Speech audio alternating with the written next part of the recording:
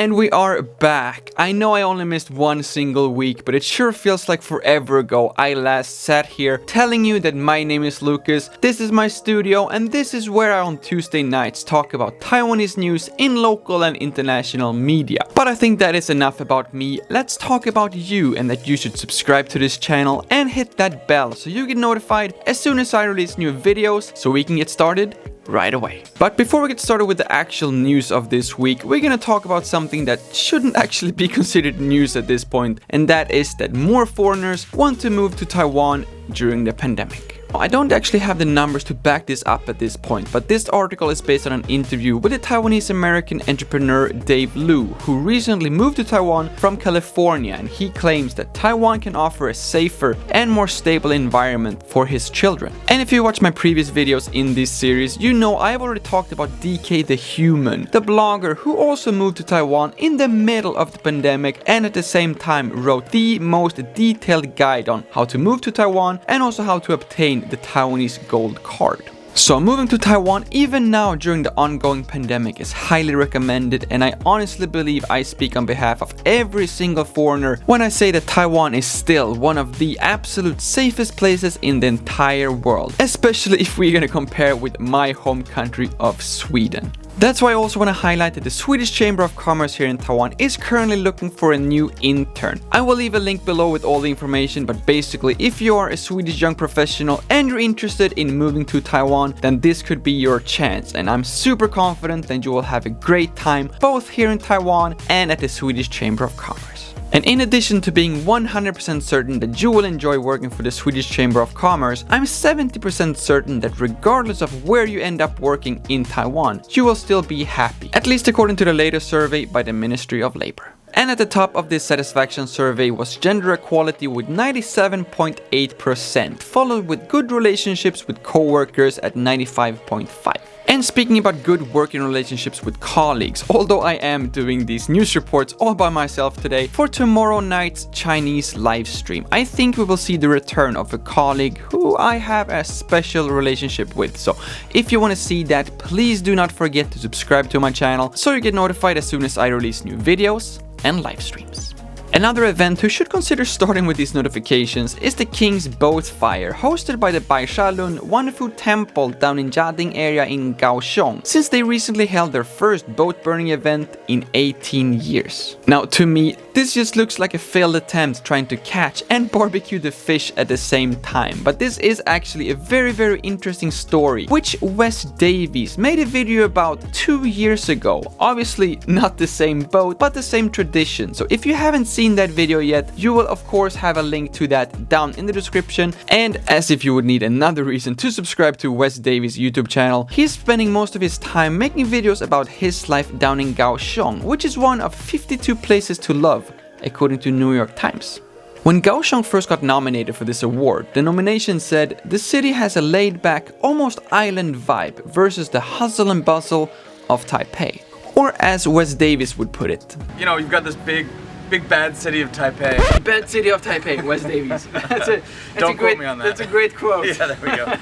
But no, I just love when you come down south, things are more smooth, relaxed. You can feel the island vibes. We are on an island, you know, in Taiwan. Now, to Wes Davies and everyone else enjoying the life down in Kaohsiung, I don't want to burst your bubble, but the life up here in the north and in Taipei is pretty nice as well. And speaking about bubbles, that is exactly what Japanese students have to face this year if they want to attend college, since the Taiwanese drink bubble milk tea has made its way into the Japanese college entrance exam. I'm not entirely sure what exact question they are asking about Taiwanese bubble milk tea, but I think since this is a big part about the Taiwanese and Japanese culture, I'm expecting the Japanese students to get everything right and pass their exams without a problem, as long as the questions is not how many calories are there in one single bubble milk tea. Because let's face it, even if you manage to do the calculations properly, I think every single student would prefer to fail their exam than to realize how many calories there actually is in one cup of bubble milk tea. But since you're all watching my news videos to learn something new, I took it upon myself to go to the bottom of this, where all the bubbles are, and to find out that it's 272 calories and 67.5 grams of carbs. per half a cup of bubble milk tea. And I have to say, although 272 sounds a lot better than 544, this information is just purely misleading. Who in their right mind would ever buy a full cup of bubble milk tea, drink half of it, and then just throw it away?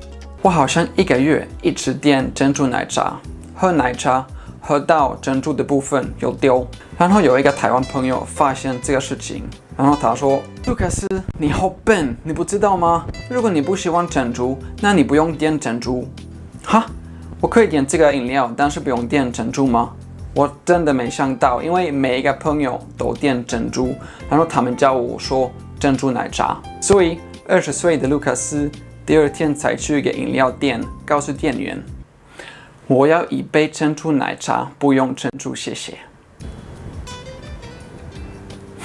Okay, maybe there still are some poor exchange students out there who still are not sure on how the whole bubble milk tea ordering process works. Regardless, I do hope that Google makes some improvements here, so it's a lot easier for us who live here in Taiwan to stay informed. And who knows, maybe this is the exact reason for why Google recently launched a new office in New Taipei City. Okay, I admit it's not very likely, but they did, however, recently launched a new hardware development center, which is the largest one they have outside of the US. And they made this in New Taipei City, and they have 16 floors filled with massage rooms, coffee bars, and an all-you-can-eat buffet for all their employees. Okay, Google, you win, I take it back. Google is amazing, and if anyone from Google happened to be watching this video, I think I found my new destination for my next Exploring Taiwan video. All I would need is an official invitation and a permission to record. Because as we all know, if you don't have the permission and if you break the regulations, you can be fined a lot of money.